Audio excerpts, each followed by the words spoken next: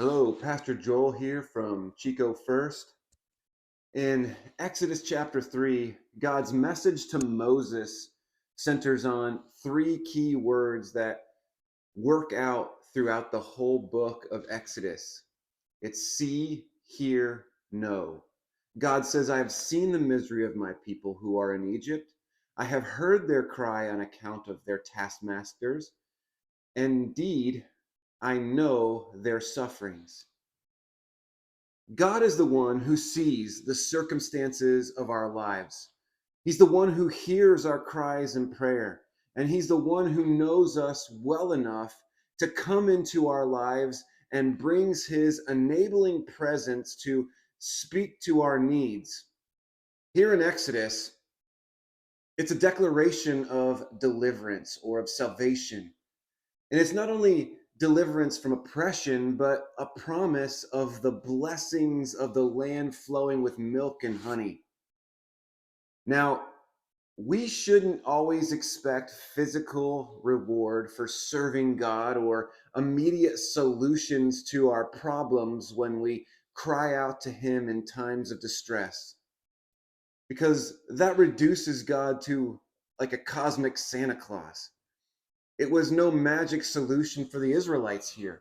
There would be many years of struggle ahead for them, down sometimes a dark and rough road.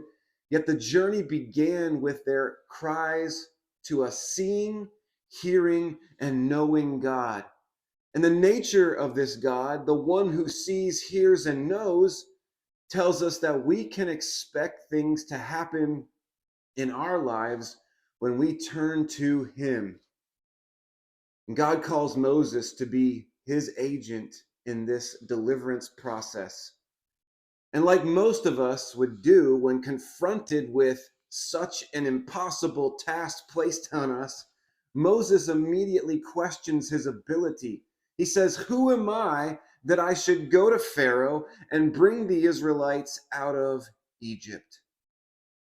And the answer, of course, to that is, you're no one.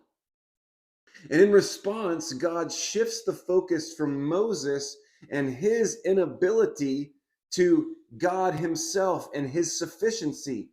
I am will be with you. That's what matters. That's what qualifies. That's what makes one equal to a God given task. I am will be with you. God has a habit of calling us in over our heads in things, calling us beyond our qualifications, asking us to do something beyond ourselves. And we frequently respond as Moses did here. Who am I for such an assignment? I'm not qualified. And God doesn't try to convince us that we really are qualified for this thing. Instead, God offers the promise, I am will be with you. Whatever God is calling you to, no matter how over your head it might be, trust His promise to be present with you. It's God's presence and only God's presence that enables us to do God's plans. Now, hear this promise, right? I am will be with you. And there are some hurting people who are counting on you, believing that promise. Hear it again. I am will be with you.